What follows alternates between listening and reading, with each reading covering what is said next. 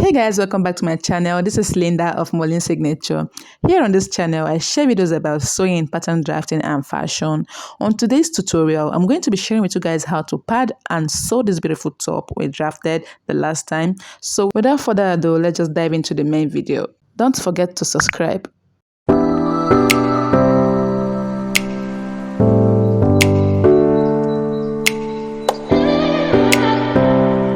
So guys, welcome back. You can see me with the pieces of material which I have already cut out from the last video where we drafted how to cut this top. So I'll be putting a link on that on the screen. So the next thing I'll be doing now is just to go ahead and turn it on the wrong side, and then I'm going to be arranging it properly the right way. So I'm going to be placing my fusible interfacing. It is very lightweight and that will help me a lot in this outfit. So since I don't have the padding material, the wording, I decided to make do of what I have at hand.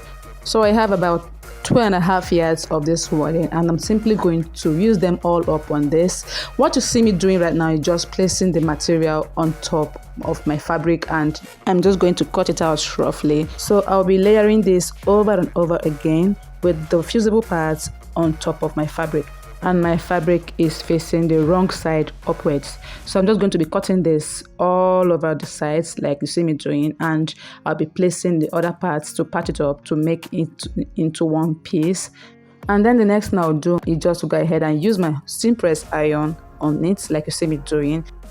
Basically, I am just pressing the iron on top of it without dragging the iron because I don't want to create a rough smudge on it. So if you intend to do the exact same thing I am doing, just go ahead and master the way I'm pressing it. So just stamp your iron right above the fabric. Make sure your iron is not so hot. So you need to be careful so as to not burn your fabric or even burn yourself. So if you want to achieve a better result, go ahead and just place your iron carefully and then you remove it. You don't have to drag it all over. I still went ahead and placed another layer of interfacing, and judging by what I did, I have about 6 to 7 layers of interfacing. So I'm just basically pressing it as I place. So I'm pressing it after every 2 to 3 coverage. And then this is what it looks like after I was done placing the last coverage of the fusible interfacing, and I'm just going to cut it out through the lines. You'll need to do this carefully to avoid slicing out your pattern. This is what I have after I was done cutting it out. You can see how thick and dense it is, so I'm just going to show you guys. This is what it looks like on the front side. You can see that my patterns are intact, and I'm just going to zoom this place for you to see how thick and also feel the density. If at all you cannot touch it, this is how thick it was. So I like this method of mine so well that I choose to use it in every other thing I'm doing, because this is really not heavy. This is so light, but it's thick, so it's going to hold. It's going to work in the absence of a wording.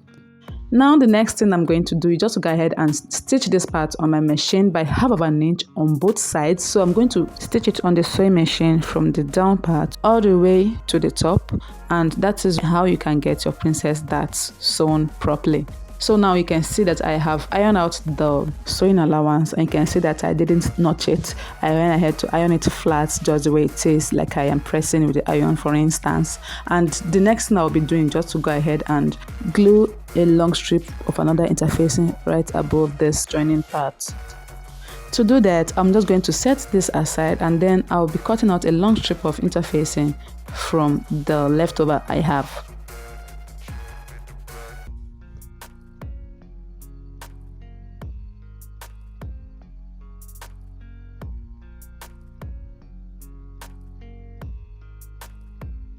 And now it's time to do the work of the padding. So this is going to make my princess seam stand out nicely and flat without any bulge on it. So if you wish, you can go ahead and notch this joining part, the seams, before pressing it, but I decided not to do so because it's still the same thing when I follow this method.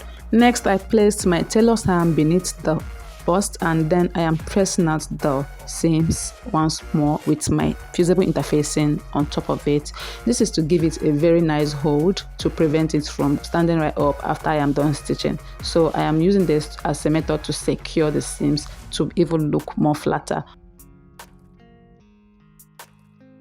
And if you notice, I had a notch right under the bust, like the under bust area. I had a notch there to give it more flexibility when my client is putting it on. So there's a notch right under the bust area, okay? That is the only notch I have around this part. You can already tell by seeing how I split up the interfacing, which I am pressing.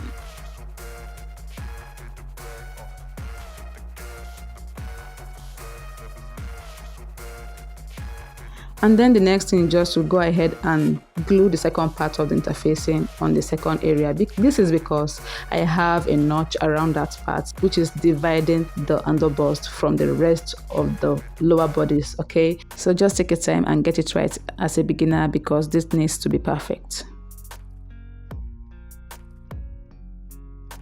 So guys, this is what it looks like after I was done pressing it, and I'm just going to do the same thing on the other parts. And this is how it came out looking like. This is how beautiful it is on the inside. So the next thing I will do, just to go ahead and flip it back to on the right side, and then I'm going to be placing my lining part right side to right side on it. So I went ahead to stitch my lining part like I did for the main fabric. So the next thing I'll do, just to arrange it and then stitch the neckline, and then next I'll just go ahead and stitch the sides by 1/2 inch as well.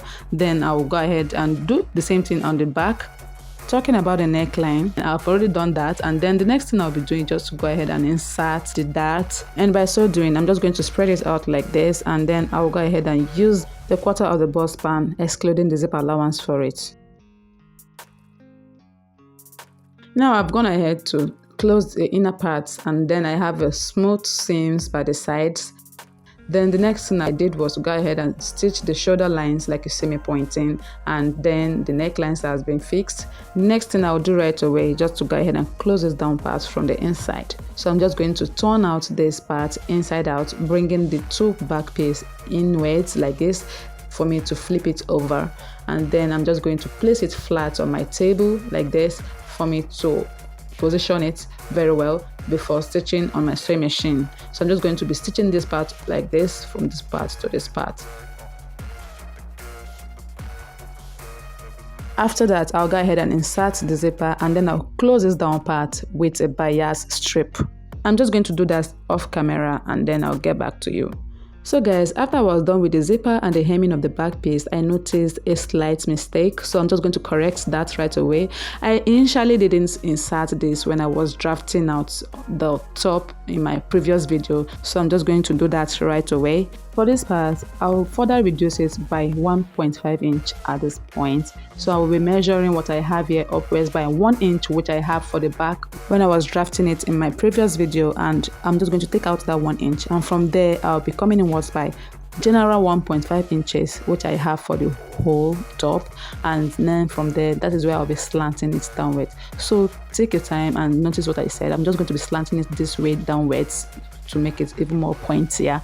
And in the absence of a chalk, because I have none right now, I have decided to fold in 1.5 inch for my general stitching allowance, which I am currently measuring once more. This is 1.5 inch here, and then downwards by 1 inch, and that's where I'll be slanting my line from.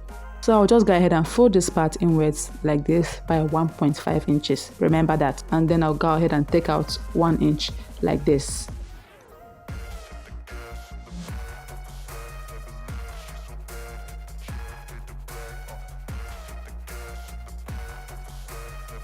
So I am done. I'm just going to cut this straight from here.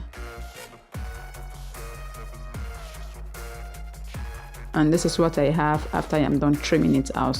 So you can see that there are excesses there. I'll still go ahead and straighten it out.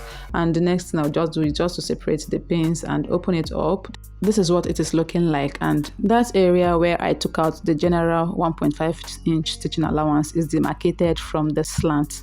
So this is what I have after I am done stitching down the down part. It is actually closed properly, and I'll just go ahead and stitch the sides. I'll be aligning them together, right side to right side, facing each other. So this part is actually going to meet up with the down part to align with it, and then I'll go ahead and check what I have for the 1.5 inches stitching allowance, which I have, and then I'll do the same thing at the other part as well, making sure to have the exact same thing I have on the other side.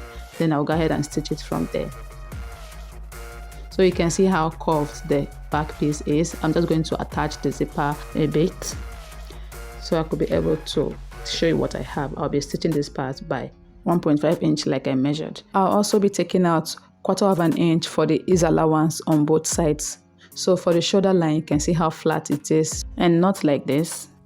So this is what it gives when your measurements are correct.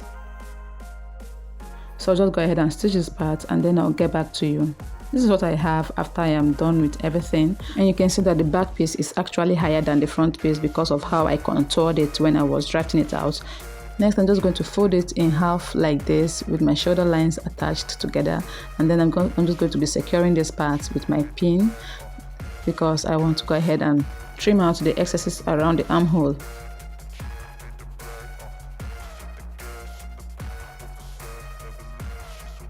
While I was doing that, I decided to measure out the half of the armhole measurement which I already have for my client, and then I'm just going to cross check if I have the exact same thing I measured, and yes, it is the way I left it. Then I'll just proceed to cut out the remaining pieces from the armhole.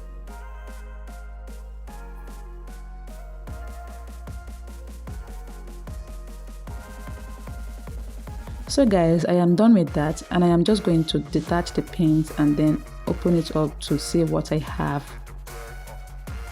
This is how it looks like. This is the complete look of the bodice. This is how the top looks like.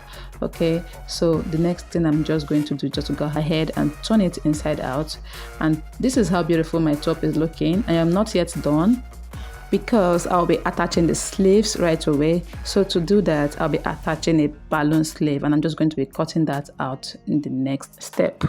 So you can go ahead and attach any kind of sleeve you want. This is how the back of my dress is looking like. Just going to be a high waist at the back and then a Basque effect at the front. So now this is my balloon sleeve. I went ahead to cut this out. I already have a couple of tutorials on how to cut a sleeve, including balloon sleeve, on my channel, so I'll be leaving a link in the screen or in the description box. So what I'll do next is just go ahead and notch the midpoint for the top of the sleeve, and then I'm going to notch the front part to know which side is the front of the sleeve. Okay, it's really necessary for me. So after that, I'm just going to stitch the sleeve off camera without lining piece. So guys, that is the end of the tutorial. This is how my top looks on my mannequin, and this is the trouser part which I also made for my client. You can see that the trouser is very free. So this is the back piece. This is how it's looking like on the back of my mannequin, and it's very high on the waist, and then for the front you can see the Basque effect. Thank you so much for sticking with me to the very end of this video. My clients love this so much. If you haven't subscribed, kindly do so, and also tap on the notification bell. I'll see you guys in my next video.